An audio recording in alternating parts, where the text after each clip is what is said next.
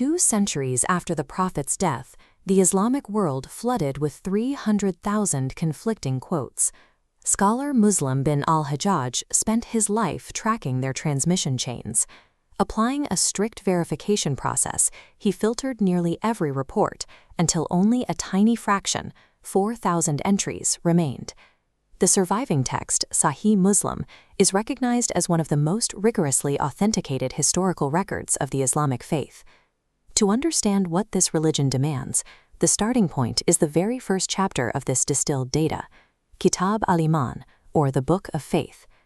The book begins with a man dressed in pure white clothes appearing before the Prophet to ask him for the definition of Islam.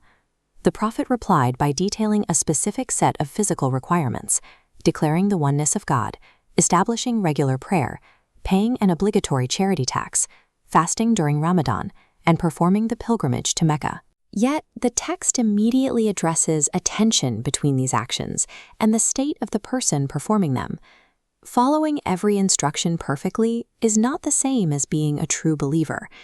If a person carries out every movement correctly but lacks the proper intention, the text suggests that something vital is missing from their personal account of faith. The text shifts its focus from the vertical rituals between a person and God to the horizontal ethics between a person and their society. According to these narrations, faith is measured by a person wanting for their neighbor exactly what they want for themselves. It identifies daily social habits as evidence of belief, showing hospitality to guests, remaining silent instead of speaking evil, and removing obstacles from the road. In this framework, social justice and neighborly ethics function as mandatory structural requirements of the faith. The text treats faith as a dynamic state rather than a permanent label. It increases or diminishes based on a person's behavior. One hadith explains that a thief or a drunkard is not acting as a believer at the exact moment they are committing the act. Internal faith is further compromised by 3 specific behaviors, like telling lies, breaking a promise, and betraying a trust.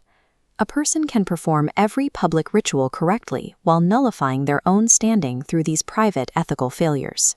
This tension between action and intent is tested in a narrative involving a commander named Usama bin Zayd. During a military skirmish, his troops engaged an enemy tribe. Usama cornered an enemy soldier who had been fighting desperately. He raised his sword to deliver the final blow. At that moment, the soldier shouted the ultimate declaration of Islamic faith: "There is no God but Allah." Usama believed the man was only trying to save his own life. He assumed the declaration was a lie and executed the man anyway. This creates a difficult problem for any society. How should it treat a physical declaration of faith when the person's true motivation is suspicious? When the Prophet heard what happened, he was deeply disturbed. He repeatedly questioned Usama, asking how he could kill a man who had declared the faith.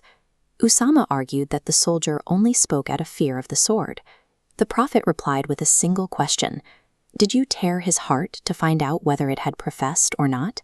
This sets a strict boundary for human interaction. Muslims are commanded to accept outward declarations and actions because it is impossible for one person to see into the sincerity of another. While humans are restricted to judging what is visible, the text maintains that the final assessment of faith depends entirely on the private state of the heart. In the world of Sahih Muslim, faith is a state where the observable actions of a life are inseparable from the unobservable sincerity of the person performing them.